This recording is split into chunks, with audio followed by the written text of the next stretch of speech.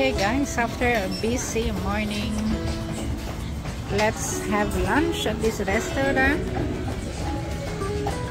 Okay, maka-order na tayo guys ng 2 meal.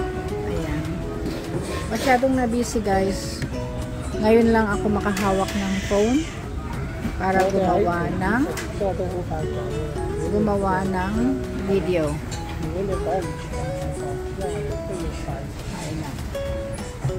Saglit lang guys na tayo ay mag-lunch kasi kaninang umaga nagkaroon ng family matter na inaasikaso kaya hindi nakapasok sa daycare nursery and kailangan ko guys na papasok doon. So we are here.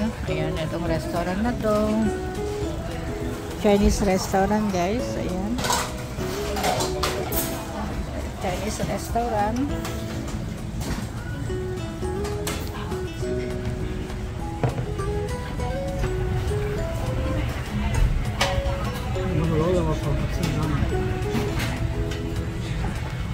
Ang mga order. Ilan nga fangkap mo? Langka. Alright, so this is the first, ito yung first order. Sandali lang ang video natin guys. Just to reflect sa our lunch today. Our busy day, ganito ang buhay dito sa Hong Kong guys. Ayan, chicken and ayan, barbecue pork. Barbecue ba yan? Roasted roast meat. Ayan. Saka lang roast meat. Ayan guys, so kain na si Mr. Wong. Talaga naging busy kami guys. Super busy guys. Naging busy, super busy this morning. Talagang meron kami inasikaso about sa family, sa bahay na napaka-importante. Katatapos lang guys, kaya ngayon lang makaupo. Hindi ako nakadot-dot. Kape nga, wala. Breakfast, wala din. Kape and breakfast, wala. Ngayon lang talaga. Ayan. So yan yung milk tea. Hot milk tea.